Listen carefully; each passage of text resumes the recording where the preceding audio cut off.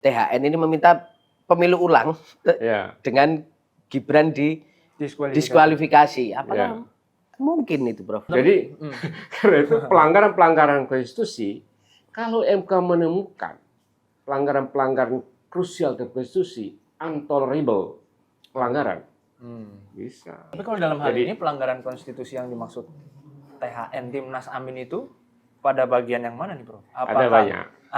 Ini menarik, Prof. Di-spill lah, Prof. Jadi lolosnya Gibran berkaitan dengan skenario jangka panjang untuk memperpanjang kekuasaan. Lolos di MK.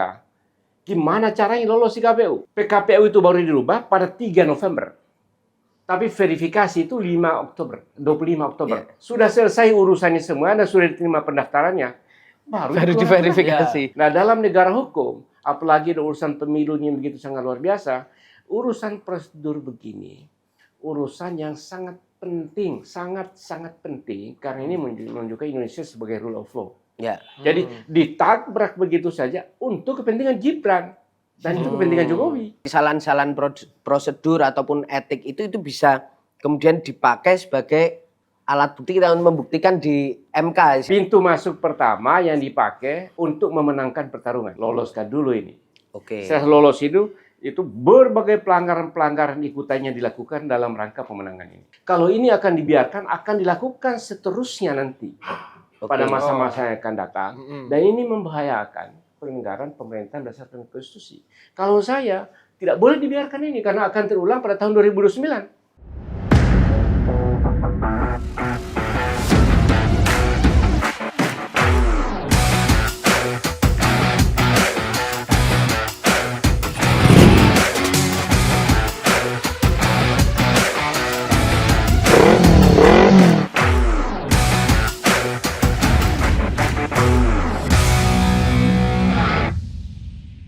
Sahabat Kompas.com, bertemu lagi bersama saya Tatang Guritno. Saya Vittorio. Kita bertemu lagi di acara Kelas White Kompas.com. Gaspol, ngobrol gas, pasti nampol. Nah, itu hari ini luar biasa, ini kita bertemu dengan, ini salah satu dedengkot dari tim hukum, Timnas, bukan Indonesia, Amin tapi ya, Timnas Amin. Ini Prof. Hamdan Zulfa, ini Ketua Dewan Penasihat Tim Hukum Nasional Amin. Mana Prof, sehat Prof? Baik, alhamdulillah sehat. Bulan puasa rasanya lebih sehat rasanya. Olahraga jalan terus tapi. Jalan. Tapi ini mau ngajuin gugatan gimana? Ada pusing-pusingnya nggak Prof ini Prof? Enggak, biasa aja. Biasa aja ya Prof. Rumah lama soalnya. Kan? Oh iya. Kita sudah tahu clue-nya jadi. Kuncian-kunciannya udah tahu ya Prof ya. Oke, Prof, kita mau tanya kemarin. Mungkin bisa dijelasin nggak sih Prof, kemarin itu gugatannya apa aja, karena sempat trending rame diperbincangkan ketika meminta THN ini meminta pemilu ulang dengan Gibran diskualifikasi. Apakah mungkin itu Prof? Ya, mungkin saja karena dalam terminologi pemilu itu ada dua. Satu, pemilu dalam arti pemilu kada. Dua, pemilu nasional seperti ini, pemilihan presiden, DPR, seterusnya. Dua pemilu ini terminologi adalah pemilu. Tidak dibedakan lagi. Nah, kalau dulu pilkada itu tunduk pada rezim hukum pemerintahan daerah di pasal 18, pemilu itu di pasal 22 di Undang-Undang Dasar. Sekarang oleh MK menyatakan bahwa ini sama saja merupakan rezim pemilu. Nah, kenapa saya perlu sampaikan ini? Karena banyak putusan MK yang berkaitan dengan pemilu kada yang mendiskualifikasi pasangan calon. Jadi kita merujuk pada putusan-putusan MK yang ada, bahwa banyak putusan MK yang mendiskualifikasi pasangan calon kepala daerah, wakil kepala daerah atau dua-duanya. Tapi itu di pilkada Prof, yang ya maksudnya secara ini memang diatur jadi satu ya Prof sekarang. Satu. Tapi kalau kita lihat secara track record kan di pilkada tuh MK cukup sering tuh mendiskualifikasi. Tapi di pilpres misalnya, apakah TSM itu kan nggak pernah terjadi Prof? Kalau mendiskualifikasi itu tidak banyak TSM. Tapi pelanggaran yang sifatnya kualitatif. Oh. Ada pelanggaran TSM itu kan kuantitatif. Kuantitatif dengan hitung jumlah pelanggaran besar. Tapi bisa juga pasangan calon itu didiskualifikasi karena hanya satu pelanggaran. Tidak TSM itu. Ya. Oh, Ya kan? Persyaratan iya. misalnya. Ya, persyaratan misalnya. Prosedur misalnya. Oke. Kalau pelanggaran prosedur, pelanggaran persyaratan didukung oleh pelanggaran-pelanggaran masif, ya, maka itu bisa diskualifikasi. Jadi nggak perlu sampai membuktikan TSM-nya semua, ya nggak perlu. Nggak harus. Untuk mendiskualifikasi Nggak selalu itu. begitu. Oh, Nggak oke. selalu begitu. Saya ambil contoh. Misalnya diskualifikasi pasangan Celopati di Yolimo, Ya. Papua. Papua. Hanya satu pelanggaran aja, kok bukan TSM. Didiskualifikasi dia. Oke. Ada juga kemarin di NTT itu Saburai Jua. Saburai Jua. Saburai Jua itu sudah disahkan ketika mau dilantik. Ketika mau dilantik nih, ternyata ditemukan ada masalah dalam pendaftarannya. Ya. Akhirnya diajukan ke MK, padahal sudah lewat waktu nih, lewat waktu 3 hari nih. Dibuka juga oleh MK. Dibuka oleh MK, didiskualifikasi. Semua prosedur normal sudah tertutup. Tapi untuk menegakkan konstitusi, nggak ada urusan dengan prosedur normal. Oh, bisa Bisa. progresif gitu ya? Iya. Iya. Ini bukan 1-2 putusan, itu banyak.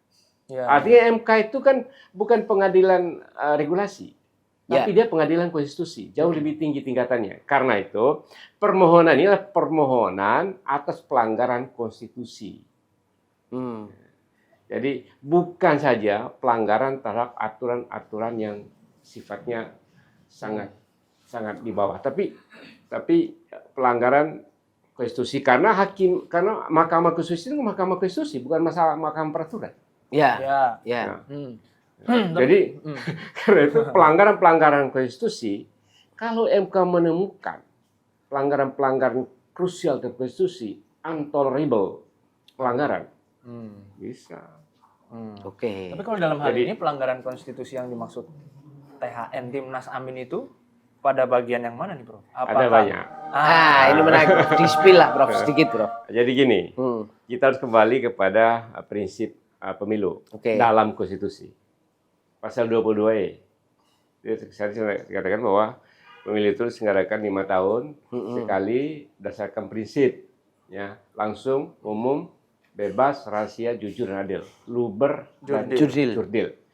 Pelanggaran terhadap prinsip luber dan jurdil adalah pelanggaran terhadap konstitusi. Oke.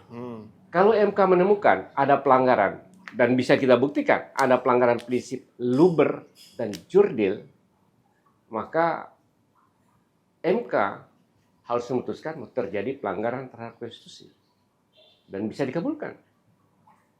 Nah, ini bukan 1-2 MK memutuskan kembali kepada konstitusi, bukan saja kepada peraturan yang sifatnya tatarannya di bawah. Ya. Itu banyak. Dan ini praktek di banyak negara juga. Oke. Ada Kenya, dia udah menang presidennya, tapi ada pelanggaran prinsip-prinsip konstitusi. Mahkamah Agung Kenya yang sama dengan Mahkamah Konstitusi membatalkan hasil pemilu itu. Batalkan, ulang. Ada juga bahkan di negara-negara Austria, Switzerland, dibatalkan hasil pemilu karena ada pelanggaran prinsip-prinsip konstitusi. Jadi bukan satu case. Jadi kita kan di MK itu ada meeting tahunan. Indonesia itu terakhir sebagai presiden. Waktu saya terakhir itu sebagai presiden Mahkamah Konstitusi Asia. Jadi kita saling tukar informasi. Case-case di berbagai negara dapat menjadi contoh penegakan hukum oleh Mahkamah Konstitusi terhadap pelanggaran-pelanggaran terhadap konstitusi. Ini hal yang normal saja. Normal. Tapi dalilnya apa aja, Prof? Itu dia. Jadi jujur dan adil itu ada terminologi internasionalnya, ada terminologi yang kita pakai ada. Jadi kalau di bahasa Inggris itu pelanggar terhadap prinsip free and fair Election. election. Free and fair Free election. and fair election. Setiap penyelenggaraan pemilu harus memenuhi prinsip free and fair. Oleh karena itulah pemilu yang berintegritas. Oke? Ya. Dan itu dibawa ke MK kalau dianggap sudah berintegritas, oke. Itu smooth aja, tidak ada masalah apa-apa. Tapi kalau ada pelanggaran terhadap prinsip-prinsip free and fair, jujur, adil, bebas, ya, maka itu namanya pemilu yang tidak berintegritas. Kalau kita bisa membuktikan bahwa pemilu kali ini tidak berintegritas dan membahayakan serta mengancam prinsip-prinsip konstitusi, Ya. di mana Indonesia menganut negara berkonstitusi, ya, constitutional state, maka MK harus masuk. Oh, ini ada terjadi pelanggaran-pelanggaran mendasar dalam konstitusi. Kalau ini akan dibiarkan, akan dilakukan seterusnya nanti pada masa-masa yang akan datang. Dan ini membahayakan penyelenggaraan pemerintahan berdasarkan konstitusi. Kalau saya tidak boleh dibiarkan ini karena akan terulang pada tahun 2029. Iya. Udah pasti orangnya Jadi sama kok. presiden. Orangnya sama. Orangnya sama kok, menganggap hal yang biasa. Tidak boleh pengadilan membiarkan sedikit pun pelanggaran terhadap prinsip-prinsip integritas pemilu, prinsip-prinsip fin and fair, karena itu akan diulangi pada masa yang akan datang. Tapi gini Prof, ya aku penasaran kenapa kemudian representatifnya adalah permintaan diskualifikasinya adalah ke Gibran gitu. Nah ini apa nih? Maksudnya kaitannya dengan tadi Luber Judil dari sudut pandang THN itu pelanggaran nomor 1, ada nomor 2, nomor 3, nomor 4-nya. Ya. Jadi yang kita uraikan di nomor 1-nya itu. Oke. Nomor satunya adalah ada skenario Jokowi. Skenario Jokowi memperpanjang kekuasaan kepresidenan. Ingat nggak skenario pertama? Ya. Skenario Yang pertama tiga dulu kan mau buka undang-undang dasar kepada 3 periode. Ya. Oke, skenario pertama. Skenario yang kedua adalah menunda pemilu. Ya. Jadi skenario ketiga adalah kalau dua-duanya gagal menunda pemilu, tidak dia memperpanjang, gimana cara masukkan anak? Masuklah anaknya, nerobos MK. Jadi karena peran ketua MK yang memiliki hubungan keluarga menjadi sangat penting pada saat itu. Ada pelanggaran administratif, tata cara dan mekanisme di MK yang dilanggar gitu saja yang ditemukan oleh MK, lolos itu perkara. Karena untuk meloloskan skenario ketiga, Presiden Jokowi memperpanjang kekuasaan. Jadi orang harus membaca ke dalam secara substansi seperti itu, tidak bisa hanya membaca hanya bagian luar saja. Jadi lolosnya Gibran berkaitan dengan skenario jangka panjang untuk memperpanjang kekuasaan. Dan dilakukan oleh Jokowi. Nah, setelah lolos ini anak di MK, lolos di MK, gimana caranya lolos di KPU? KPU, ini kan katakanlah kita terima putusan MK sebagai apa adanya. Walaupun saya orang hukum menyatakan bahwa itu pukulan cacat material. Tapi sebagai orang kalangan positif mengatakan, ya tidak ada urusan dengan cacat material. Yang penting sudah sah secara formil, selesai. Tapi kalau saya orang filsafat, orang etis, aliran filsafat, harusnya tidak boleh dipakai. Tapi orang positif menyatakan, yang penting itu putusannya. Oke, kita terima itu. Kita terima itu. Tapi prosesnya di KPU apa yang terjadi? KPU itu mempergunakan KPU nomor 19 tahun 2003 dalam memverifikasi dan menerima pendaftaran itu. Dan terbukti dari pertimbangan KPU dalam SK-nya mempertimbangkan berdasarkan PKPU nomor 19 tahun 2003. Isinya apa? Isinya adalah umur capres-cawapres itu adalah 40 tahun. Sesuai yang sebelumnya. Sesuai sebelumnya. Dan itu yang dipakai. Nah, ini apa namanya? Dan PKPU itu baru dirubah pada 3 November. Tapi verifikasi itu 25 Oktober. Sudah selesai urusannya semua dan sudah diterima pendaftarannya. Baru diverifikasi. Kan nggak benar. Oleh karena itu seluruh anggota KPU mendapatkan sanksi etik, pelanggaran prosedur. DKPP ya. Pelanggaran prosedur. Nah, dalam negara hukum, apalagi urusan pemilunya begitu sangat luar biasa, urusan prosedur begini, urusan yang sangat penting, sangat penting, karena ini menunjukkan Indonesia sebagai rule of law.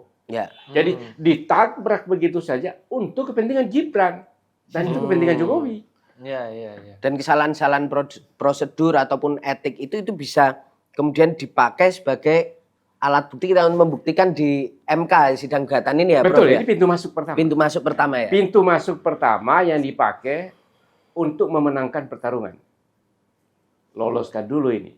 Oke. Setelah lolos itu berbagai pelanggaran-pelanggaran ikutannya dilakukan dalam rangka pemenangan ini. Dan KPU, Bawaslu tidak bisa melakukan banyak perbuatan untuk menghambat ini. Karena sudah di MK. Bukan, di lapangan. Oh, Masih di lapangan. Oke. Jadi, saya kasih contoh. Untuk meloloskan itu, uang negara digelontorkan dalam bentuk bansos. Kalau kita kan saya tambahin lagi keterangannya Ibu Mensos menyatakan bahwa anggaran Mensos itu hanya seberapa dan itu by name by address. Ya, 79 ya kalau nggak salah. Ya, 9 triliun. Iya. Ya. Tapi ternyata orang di pinggir jalan aja dibagi gimana? Gimana by name by address? Gimana by name by itu sih pinggir-pinggir jalan depan istana dibagi? Iya. Gimana ceritanya?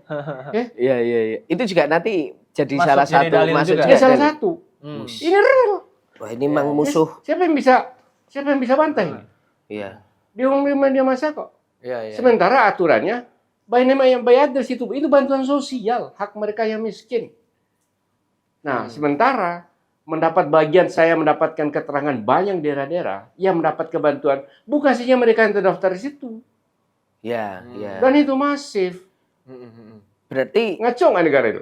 tim hukum menemukan juga nggak, Prof, bahwa persebaran bansos itu, beras itu, Prof, itu bukan terkait dengan persebaran masyarakat miskin yang membutuhkan, tapi dapil untuk pemenangan. pasar konstituen. Dan itu yang terjadi.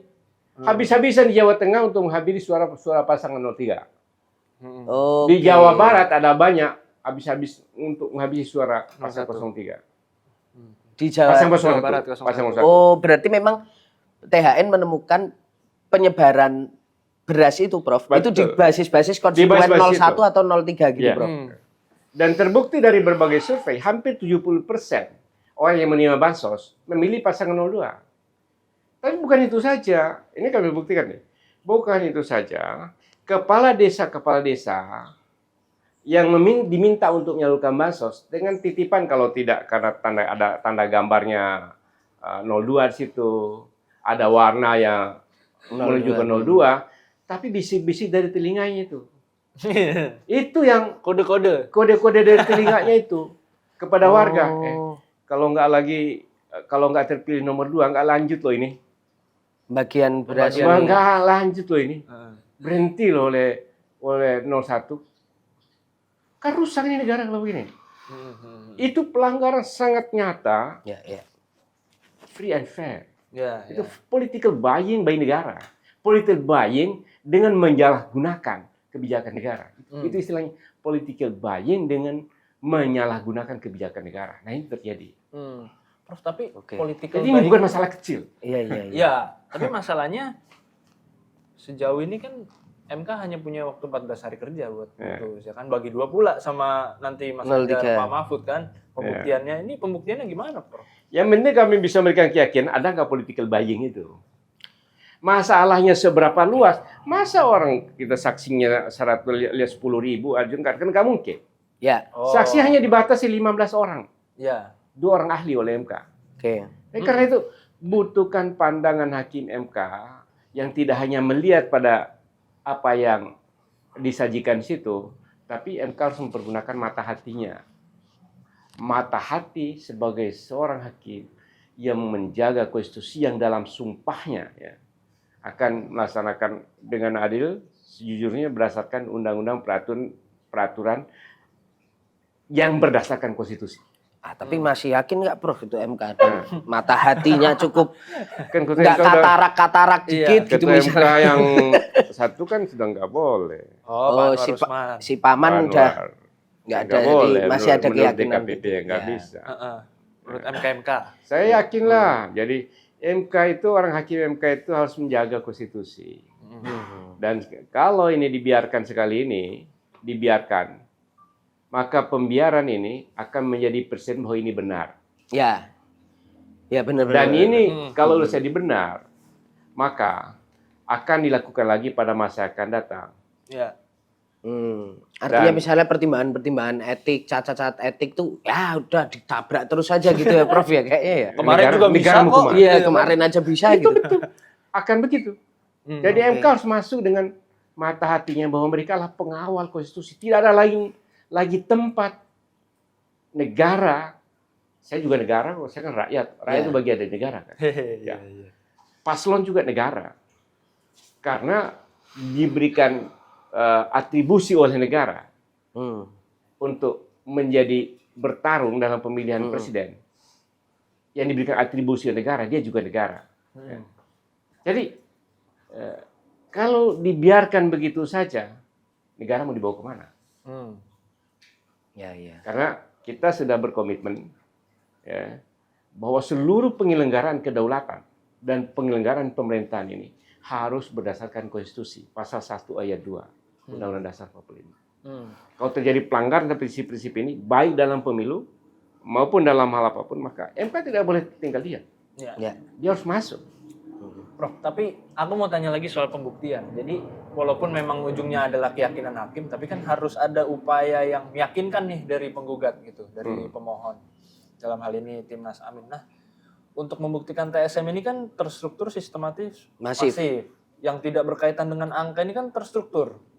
Nah, ini apakah akan menghadirkan pejabat juga di dalam sidang pembuktian? Karena yang tahu soal terstruktur ini kan idealnya jadi orang gini, struktur. Saya mau mendefinisikan dulu terstruktur dan masif ini, karena ada salah persepsi. Menurut Undang-Undang Pemilu, terstruktur itulah pelanggaran yang dilakukan, rangkaian pelanggaran dilakukan oleh institusi penyelenggara dari atas sampai ke bawah. Ya, sampai ke bawah terstruktur sistematis. Masif, ya. Adalah pelanggaran yang dilakukan money politik di berbagai daerah lebih dari 50 dapil. Nah, gugatan kita tidak berkaitan dengan itu. Karena itu tidak berkaitan dengan itu. Jadi tidak berkaitan dengan terstruktur TSM, terstruktur sistematis dan masif menurut Undang-Undang Pemilu, karena tidak akan masuk. Tidak akan masuk. Itu wilayahnya Bawaslu. Artinya TSM yang diajukan seperti apa? Bukan TSM. Bukan itu pelanggaran konstitusi.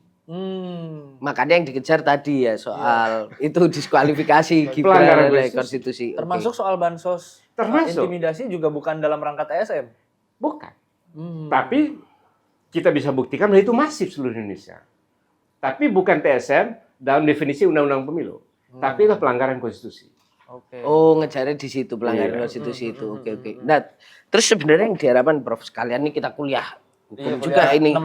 Iya. Kalau misalnya katakanlah Prof, Gibran didiskualifikasi, itu nanti akhirnya pemilihan suara ulang atau langsung yang dikejar ya berarti kubu dengan suara terbanyak. Jadi, di atas 0 di atas yang ditetapkan, saya ditetapkan ini kan pelanggaran konstitusi ya, perolehan suara berikutnya yang naik atau gimana, Prof? Jadi di dalam permohonan itu petitum istilahnya. Di petitum itu ada 2. Yang pertama diskualifikasi pasangan calon nomor urut 2. Oke. 1. Ya. Kemudian meminta PSU tanpa pasangan calon nomor urut 2. Jadi ulang lagi pemilunya. Tapi yang diikuti oleh nomor 1 dan nomor 3. Berarti itu 1. Permintaan alternatif yang kedua, setidak-tidaknya itu boleh ya. Dasar nanti hakim MK-nya memutuskan mana yang paling bisa gitu, yang paling mungkin paling kalau digabungkan mana yang paling memenuhi unsur pembuktian. Kemudian yang kedua, ya mendiskualifikasi pasangan calon wakil presiden. Oh, jadi Gibran Nyato? Ya, Gibran Nyato. Tapi itu alternatif. Alternatif kedua. Alternatif kedua. Ya, dengan demikian MK juga harus memerintahkan untuk mencari pasangan calon yang lain. Ya. Oke. Kemudian setelah itu lakukan pemilihan putaran kedua dengan mengikutkan 3 pasangan tanpa Wapres Gibran. Oh. Prof, tapi bisa nggak sih melihatnya nanti ada kemungkinan kayak mungkin ultra petita gitu, MK-nya memutuskannya ya pemilu ulang, tapi Mas Gibran tetap boleh ikut kan? PKPU-nya udah diubah juga sekarang 40 tahun atau kepala daerah. MK itu apa aja boleh memutus. Jadi ultra petita juga boleh, itu biasa. Jadi karena itu ini kita sajikan pembuktian, kita sajikan dalil, kemudian kita serahkan kepada wisdom as a constitutional guardian of the judge. Ya, jadi gimana rasa hakim itu harus mengawal konstitusi dan kita serahkan kepada mereka. Masalah pelanggaran-pelanggaran tadi, satu pelanggaran administratif, mobilisasi aparat, penyalahgunaan bansos, dan itu semua pelanggaran mendasar kebijakan negara. Ya, karena di undang-undang itu jelas sekali ya bahwa presiden, ya, pemerintah, gubernur, kepala daerah, kepala desa tidak boleh melakukan membuat kebijakan atau melakukan tindakan yang menguntungkan salah satu pihak dan merugikan pihak lain. Itu dalam undang-undang. Tapi prinsip hukum umum bahwa tindakan seseorang tidak boleh ya yang menguntungkan dirinya salah satu pihak dan merugi pihak lain, tindakan yang pelanggaran hukum termasuk pelanggaran konstitusi. Nah, itu Prof, prinsip fairness. Oke. Prof, kita ini bahas sedikit, mendalami dikit Prof, izin soal bansos. Jadi ini tadi ada pertanyaan. Dari siapa? Dari titipan Prof. Prof, ini tadi terkait dengan bansos yang sempat disebut Prof Hamdan tadi. Ini gimana Prof, paling tidak membuktikan bahwa memang seberapa kuat bukti-bukti yang dimiliki oleh THN untuk menampilkan atau meyakinkan hakim gitu bahwa bansos ini kemarin memang digunakan untuk pemenangan pasangan 02 ini Prof. Jadi ini ada kebijakan-kebijakan yang aneh yang di luar standar. Dalam praktek, ini kan menghabiskan anggaran sampai Desember kan? Ya. Itu memang banyak menghabiskan anggaran bansos sampai Desember. Ya. Kemudian anggaran tahun berikutnya itu baru mulai digelontorkan di sekitar Maret. Oke. Ini satu praktek yang sangat umum dalam penahapan anggaran. Ya, penahapan anggaran, terutama anggaran-anggaran khusus seperti itu, ya, bansos. Nah, sekarang tidak ada El Nino, tidak ada apa-apa. Dalam situasi yang masih baik-baik saja, Januari, Februari, Maret dihabis-habiskan untuk menggelontorkan bansos. Kalau kita melihat ya, secara mata hati, benar nggak sih?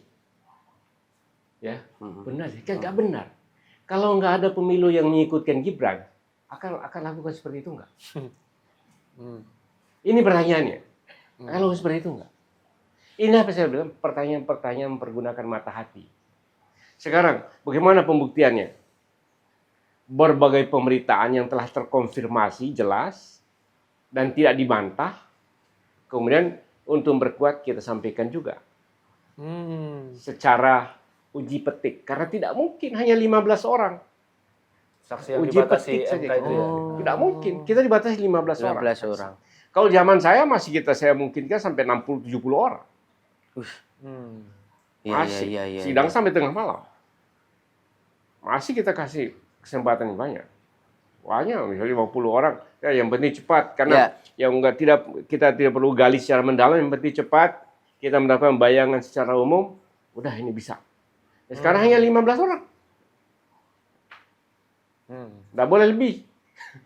Jadi, karena itu uji petik, pembuktian dokumen, berbagai pemberitaan yang dalam hukum istilahnya notor fact yang tidak perlu lagi dibuktikan. Oke. Ada. Tidak boleh dibuktikan, itu notor fact. Misalnya Monas ada di mana Jakarta, gimana membuktikannya? Orang yang anak kecilnya tahu, kira-kira gitu lah. Iya. Aduh ya juga tuh. Baru pernah kepikir bisa nanya kayak gitu ya. Iya. Oke. Jadi kira-kira gitulah. Kira-kira gitu ya. Ya, kira-kira gitu. Itu notor fact. Ya. Prof, tapi kalau kita kembali lagi soal permintaan diskualifikasi tadi, salah satu dalilnya pelanggaran prosedur, termasuk upaya meloloskan Gibran di tahap awal yaitu di MK. Sementara ini kan gugatan sengketa juga ke MK. Akan gimana ya Prof ya? Apakah bisa kita membayangkan MK dalam tanda petik menjilat ludah sendiri gitu? Nah, Anda harus ingat pasal putus 141. Ya. 141 substansinya menyatakan bahwa masalah umur itu merupakan open legal policy. Perusahaan DPR. Coba baca putusan 141. Putusan 90-nya itu, tapi 141-nya adalah open legal policy diserahkan kepada DPR. Jadi ada kontradiksi antara putusan 90 yang Ya ada. itu dan 141 Ya yang ada. berikutnya. Itu Coba yang baca. Ya. Nah, harusnya kalaupun di bawah PKPU itu dikonsultasikan kepada DPR dulu, tidak akan lolos ini anak. Ya. Kan harusnya tanya dulu DPR. Ini kami mau mengubah ini. Konsultasi dulu ke DPR aturannya. Ya. Tapi kalau langsung terobos begitu saja. Ya. Dan putus 141 mengamanatkan bahwa itu adalah open legal policy. Ada itu. Ini saya bisa baca, saya kemarin ajukan sebagai dalil. Oh, siap. Oh, iya. Ada. Prof, tapi gimana dengan mungkin argumentasi dari ketua KPU gitu bahwa ya kita tidak punya pilihan untuk Berkonsultasi dulu PKPU. Ya. Pertama karena DPR reses, yang kedua lah ini putusan MK final and binding nih, final dan mengikat, maka peraturan di bawahnya otomatis akan menginduk ke putusan MK itu. Itu mau yang ketua KPU karena anak presiden. Kalau bukan anak presiden enggak begitu. Karena dia daftarnya mepet juga kan waktu hari terakhir. Hari terakhir. Tidak bisa. Karena menurut hukumnya, saya ingat sekali Pak Yusril ini bilang begini. Tidak mungkin Gibran ini, setelah putusan MK ini, tidak mungkin Gibran ini bisa dicalonkan. Karena PKPU-nya menyatakan umur 40 tahun. Ya, untuk mengubah PKPU harus konsultasi dengan DPR. Pak Yusril bilang, sekarang DPR sedang reses. Masa reses baru masuk, setelah pendaftaran selesai jadi nggak mungkin. Pak Yusril bilang begitu. Itu waktu Pak Yusril habis bikin SKCK kayaknya. Iya. Kayaknya kan. Tapi itulah pernyataan Pak Yusril saya kutip. Itu semua orang baca kok. Tapi kayak di-delete ya, Bro. Jadi Pak, itu pandangan udah di-delete ya itu. Nggak tahu deh. Tapi itu pandangan akademik yang benar. Iya. Oke. Pandangan akademik yang benar. Dan kita tidak kutip itu, tapi ini pandangan akademik itu yang kita bawa. Bahwa jangan dong memaksakan diri begitu dengan menerobos prosedur pemilu yang berdasarkan aturan karena mau meloloskan seorang. Ya. Harusnya KPU bilang tidak bisa, kami harus mengubah dulu ini. Tunggu aja pemilu 2029 dah. Harusnya begitu. Iya, waktu udah habis nih. Iya. SKCK udah cari orang lain yang udah bikin SKCK misalnya ya. Iya, misalnya gitu ya, Bro. Iya.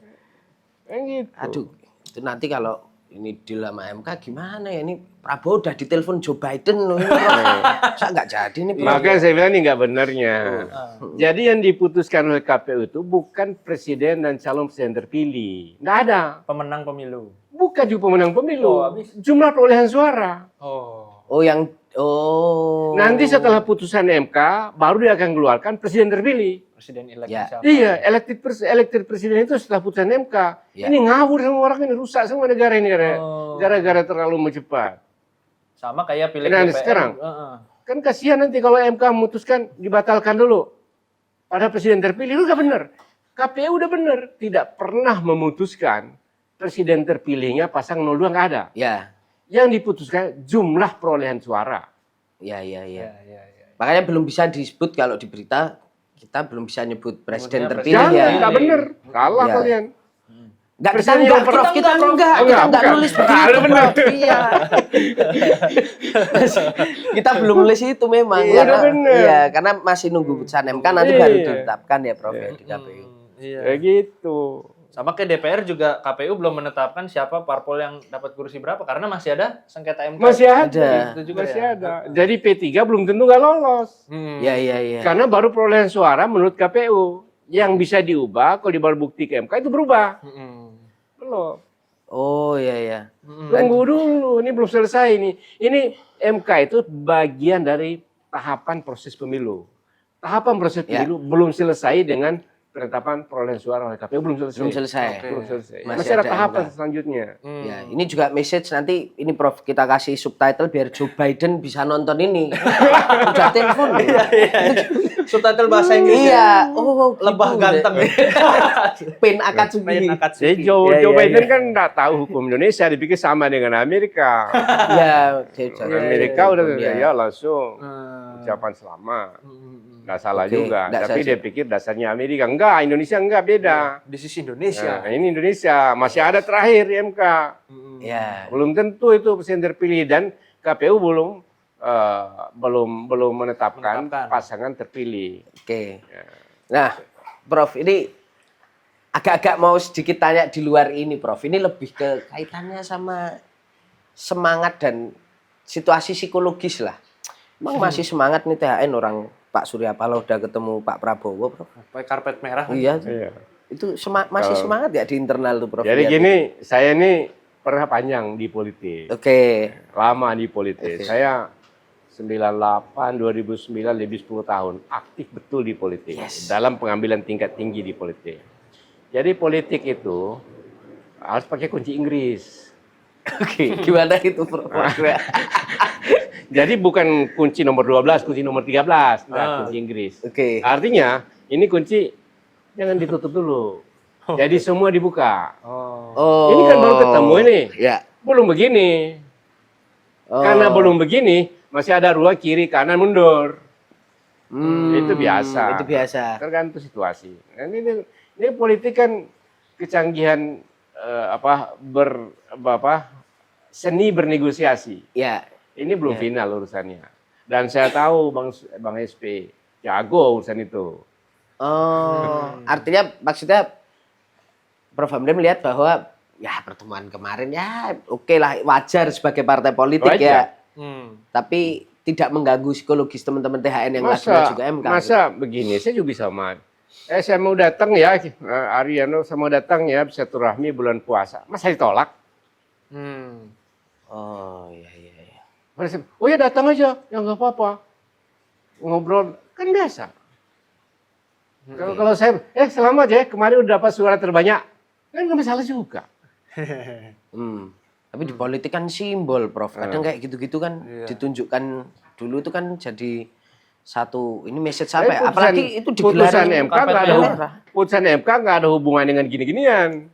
Oh, oke.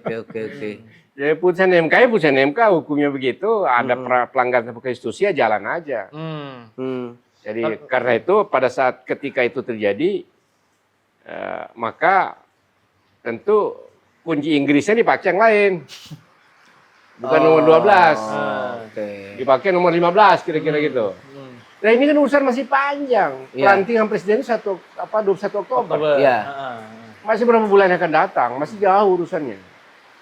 Tapi sejauh ini di tim hukum Amin sendiri support dari 3 partai pengusungnya gimana, Prof? Iya, Prof. Masih tetap biasa aja, normal aja. PKS full, PKB full, Nasdem full. Jadi masih terasa ininya ya bantuannya itu Masih. ya. Berupa apa sih, Prof? Supportnya kalau dari partai gitu? Kan mereka memiliki pengacara juga. Ya, lawyer ya. Nasdem katanya Pak Anies main 12 apa berapa gitu. Pengacaranya. Oh, oke. Artinya tidak kendor ya, Prof ya, setelah ada Nah, pertemuan kendor, itu nggak biasa. kendor biasa. Tapi dalam pandangan awam ya mungkin ya bisa aja. Ya. Tapi secara secara tim Solid. dalam menyelesaikan tahapan pemilu sampai akhir MK itu masih solid. Nggak ada yang berubah. Nggak ada yang berubah. Solid. Solid. Solid. Solid, bukan sulit. Nah ini, wah ini Pertanyaan apa pertanyaan titipan lagi nih Prof. lagi? Bandingkan. Iya. Prof, Pemilu kalau misalnya 2014, dibandingkan oke. dengan pemilu 2014 kan Prof Hamdan ketua MK. Nah, Oke. Juga menyidangkan sengketa Pak Jokowi versus Pak Prabowo yang pertama nih. Kira-kira apa yang membedakan dengan situasi sekarang? kalau dulu petinju ya, Ya. Ahmad Ali lawannya siapa dia? Itu sama-sama kelas berat kan. Saat itu karena tidak ada incumbent, mereka sama-sama imbang. Kalah menang adalah wajar. Sama-sama kelas berat. Sekarang ini nggak imbang. Kan gak ada Ya. incumbent. Ya. Ada incumbentnya. Ya, incumbentnya presiden melalui anaknya. Oke. Karena itu seluruh kebijakan diarahkan untuk memenangkan anaknya. Jadi tidak imbang, itu bedanya dengan 2014. Oh, iya. Coba, Iya. dalam setiap pemilu kada, ada yang dimenangkan oleh yang bukan incumbent, tapi bisa hitung dengan jari. Ya, jarang. Oh, Bisa itu dengan jari. Iya. Karena apa? Kekuatan incumbent ini untuk untuk melawan kekuatan incumbent ini, satu, butuh kekuatan ekstra di berbagai negara. Ya. Ini termasuk di US ini, di Amerika. Dia harus memiliki pendanaan dan struktur pemenangan 100% lebih besar dari incumbent. 100%. Lebih besar. 2 kali lipat. 2 kali lipat. 2 kali lipat. Mana ada sih incumbent presiden Indonesia yang kalah? Ya. Nggak ada. Jadi itulah bedanya dengan 2014. Dan 2014 maksudnya waktu itu Presiden SBY kayaknya nggak Nggak cawe-cawe. Nggak cawe-cawe, ya. Nggak cawe-cawe. Udah, saya yang penting turun dengan smart, ada presiden terpilih yang baru. Happy sekali beliau itu, luar biasa presiden. Dan sekarang kagak happy, harus ada nih lanjut ini. Ini proyek-proyek nggak udah berhenti nih. Ya, terutama proyek apa? IKN. IKN. Bukan itu aja. Yang anak pertama, anak kedua, anak ketiga, dan seterusnya. Oh. Iya. Belum selesai ini urusan, kira-kira gitu. Tapi Prof, nanti kalau pembuktian soal lagi-lagi pengerahan aparat, karena ini kan asumsinya ada cawe-cawe incumbent gitu, artinya ada pengerahan aparat gitu. Nanti pembuktiannya gimana, Prof? Apakah akan ada aparat yang juga didatangkan? Kayak waktu itu kan kalau dari timnya Mas Ganjar katanya Kapolda. mau mendatangkan Kapolda, gitu. Kalau timnas Amin? Jadi gini, tidak selalu aparat kan, tapi yang diperintah oleh aparat kan bisa aja. Oh. Nah, itu yang kita baca. Iya. Ya. Jadi Yang diminta oleh aparat begini-begini, ya, karena ada orang sipil biasa. korlap. Ya. Tapi itu Prof, gimana caranya susah nggak sih Prof cari saksi itu Prof? Karena kalau kita lihat misalnya memang terbukti dari apa yang disampaikan, bahkan untuk pemenangan aja, pembantuan pemenangan 02 tuh katanya sampai diancam. Nah ini apalagi orang disuruh bersaksi, ini susah nggak carinya Prof? Wah, iya. Memang susah, luar biasa. Pada takut ya Prof Iya. ya? Atau ya? Ada banyak menolak. Ada banyak menolak, terutama aparat. Ada banyak sekali saksi dari aparat tapi mereka. Jadi kita pahami kan menyangkut nasibnya kan. Nasib jabatannya. Tapi yang ngomong secara jujur di hadapan kita itu rata-rata ngomong secara jujur. Jadi antara jujur dan maju ke MK kan tidak bisa juga. Mereka saya ngomong jujur di MK tapi habis jabatan itu bisa dipahami juga. Iya. Karena itu yang kami ambil adalah orang-orang bebas. Oh, definisi orang-orang bebas itu gimana? Non aparat gitu. Non aparat, orang sipil.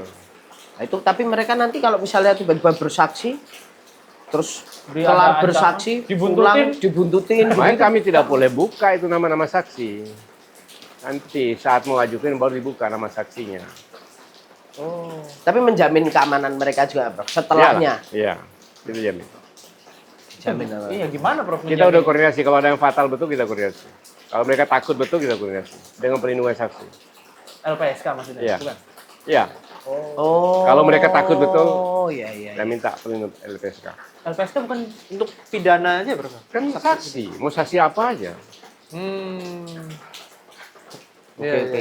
Dan memang instruksi-instruksi yang didapatkan sejauh ini dari nanti calon-calon saksi yang lagi disiapkan ini, Prof, itu memang arahannya memenangkan 02 gitu. Iya. Oh, oke. Iya, Menangkan 02. Menangkan 02. Udah seru juga itu. Tadi aparat-aparat yang jujur itu aparat Desap, apa ASN, apa? Ada ASN, ada juga polisi. Oh. Tapi kan ngomong-ngomong gitu aja, nggak bisa kita Nggak jadi bisa dijadiin dibawa saksi. ke pengadilan. Ya. Nggak mau lah pasti. Iya, iya, iya. Nggak mau, ini kan bukan persoalan kecil.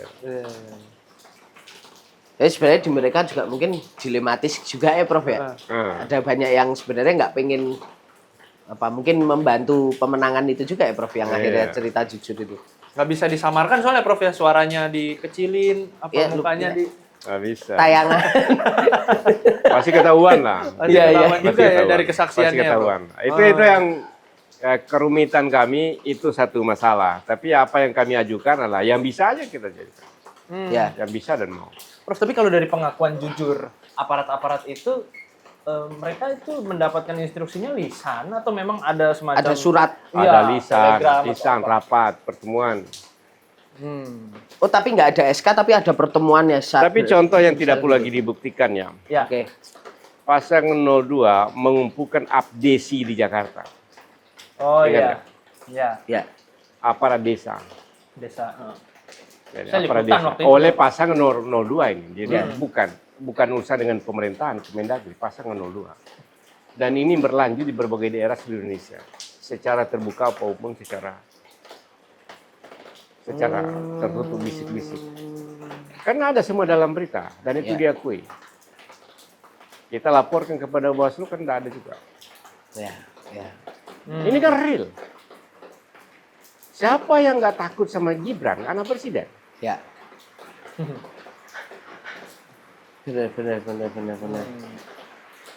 Jadi gitu. Oke, jadi Ini itu contoh Ini yang paling contoh konkret aja. Yang paling konkret dan Yang paling kelihatan konkret ya. aja. Ini notor set, nggak perlu lagi kita Ya. di sana. Orang semua tahu kok. Tapi yang kayak gitu-gitu sempat dilaporin ke Bawaslu nggak sih, Prof? Karena kan nanti Dilaporkan, lalu nggak ada follow up. oh. Bagaimana kalau nanti itu hakimnya menjadikan loh Bawaslu nggak menyatakan bersalah kok? Nah, tapi MK punya pertimbangan tersendiri. Oh. Tidak harus selalu situ. Dan harus selalu mengacu Iya. pada Bawaslu dan KPU ya, Iya. Prof, ya? Oke. Itu sering bukan satu kasus. Sering, ya. Banyak. Jadi tidak terikat pada situ. Kalau dia menemukan ada pelanggaran mendasar terhadap konstitusi. Karena bisa jadi itu tidak terjangkau oleh peraturan biasa. Oh, oke.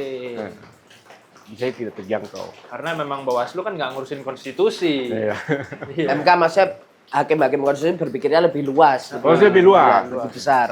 Untuk kepentingan yang lebih besar ya, Prof ya. Kalau Bawaslu kan mikir ini aturan yang begini, oh ini enggak. Itu kan MK kan tidak melihat seperti itu. Oke. Iya. Dia harus lihat lebih luas.